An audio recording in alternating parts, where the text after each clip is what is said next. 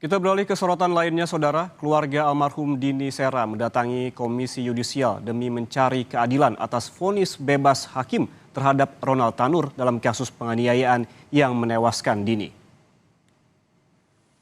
Ditemani oleh kuasa hukum, keluarga Dini Sera ini menilai ada kejanggalan dalam vonis bebas hakim terhadap Ronald Tanur. Sebab jika melihat bukti CCTV dan hasil otopsi menunjukkan Dini Sera meninggal dunia karena adanya tindak kekerasan. Diduga Dini menjadi korban penganiayaan yang dilakukan Ronald Tanur, anak mantan anggota DPR RI, fraksi PKB. Boleh majuan lagi. Harapan bahwa biar yang namanya hukum ditegakkan lagi yang seadil-adilnya. Nggak masuk di akal buat bapak nih. Orang bodoh bapak juga ya. Apalagi orang-orang pintar ya. Walaupun orang bodoh juga nggak masuk di akal tuh. 12 tahun bebas, sekarang vonis bebas. Ada apa-apaan tuh hakim begitu. Pak Ujang pernah diancam nggak Pak Ujang sama keluarga? Ada yang deketin? Nggak ada. Ada yang Nggak deketin? Ada obrolan sebelumnya nggak? Nggak. Pernah kita diminta damai, tapi dengan syarat kita harus membuat sebuah laporan perdamaian, mencabut perkara dan menganggap ini sebagai kecelakaan. Sehingga pada saat itu saya sudah membuat sebuah video yang menyatakan bahwasanya kita menolak bentuk perdamaian seperti itu. Karena itu sangat tidak bermoral dan sangat tidak memanusiakan manusia. Karena apa? Dia sebagai keluarga seorang pejabat seharusnya memiliki hati nurani. Menyampaikan permohonan maaf itu secara tulus dengan tanpa syarat-syarat seperti itu. Kapan tepatnya itu Pak? Itu pada saat pemeriksaan perkara ini masih di tingkat di penyidikan di Polrestabes Surabaya. Menurut rencana dari Komisi Yudisial, keluarga Dini Sera akan datang ke Komisi 3 DPR RI. Komisi 3 DPR akan menggelar rapat dengar pendapat umum dengan keluarga dan kuasa hukum almarhumah Dini Sera. Sebelumnya, DPR mengaku prihatin dengan vonis bebas yang dijatuhkan oleh hakim terhadap Ronald Tanur. Informasi terkini kita segera bergabung dengan jurnalis Kompas TV Gracia Adur di gedung DPR MPR RI Jakarta. Selamat siang Gracia, ini pukul berapa rapat dengar pendapat dengan pihak keluarga Dini akan dimulai siang ini Gracia? Pukul 1 siang waktu Indonesia Barat di ruang Komisi 3 Gedung Nusantara 1 DPR RI Jakarta. Saudara, tadi disampaikan oleh Wakil Ketua Komisi 3 DPR RI Habibur Rahman bahwa pihak keluarga ini mengkonfirmasi hadir dalam agenda rapat dengar pendapat ini. Saudara, tadi disampaikan pula bahwa pihak Komisi 3 DPR RI ini tidak hanya mendatangkan pihak keluarga dari korban almarhum Dini Sera, tetapi juga mendatangkan ahli hukum pidana.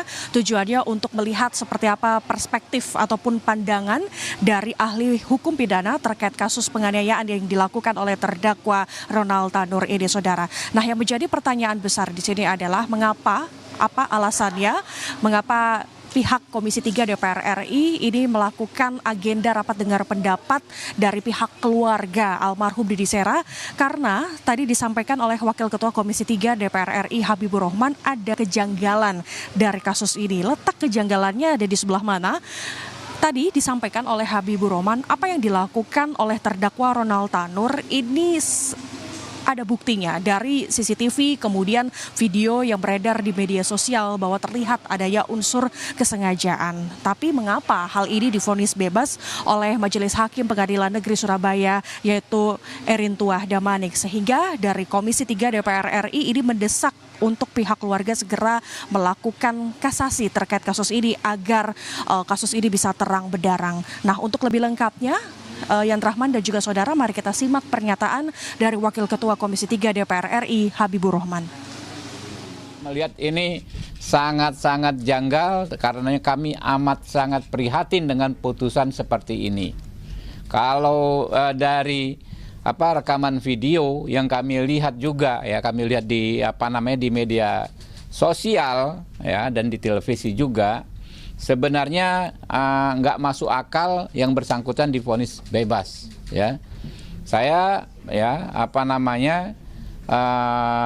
kebetulan saya adalah mantan advokat, saya paham sekali bahwa semestinya menurut saya hakim bisa menerapkan prinsip ya, setidaknya ini prinsip kesengajaan dengan sadar kemungkinan atau dolus eventualis.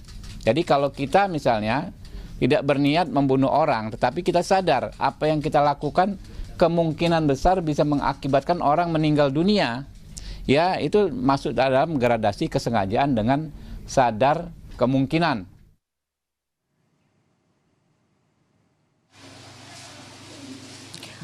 Nah, saudara, kasus ini tentu mencuri perhatian publik, saudara. Bahkan sampai anggota DPR RI, Rieke Diah Pitaloka, ini sampai membuat petisi dengan judul Justice for Dini Sera, saudara, karena menilai kasus ini terlihat ada kejanggalan dari apa yang sudah diputuskan oleh Majelis Hakim Pengadilan Negeri Surabaya, saudara. Nah, kalau kita mengulas sedikit ke belakang, bahwa sebelumnya Jaksa Penuntut Umum ini memberikan tuntutan kepada Ronald Tanur dengan pasal berlapis. Di antaranya adalah pasal 338 KUHP pembunuhan, kemudian pasal 351 ayat 1 dan 3, pasal 259 dengan ancaman hukuman 12 tahun penjara.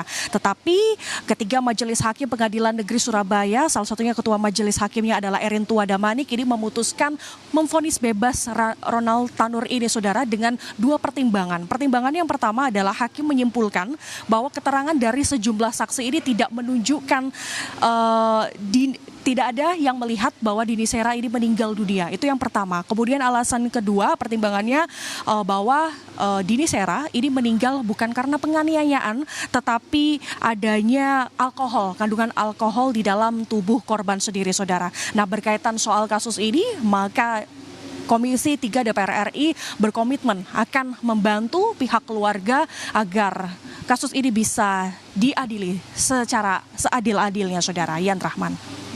Ada kejanggalan dalam vonis bebas Ronald Tanur ini menjadi perhatian oleh pihak DPR. Lalu kemudian poin lain apa saja yang menjadi perhatian khusus DPR dalam pembahasannya nanti, Gracia?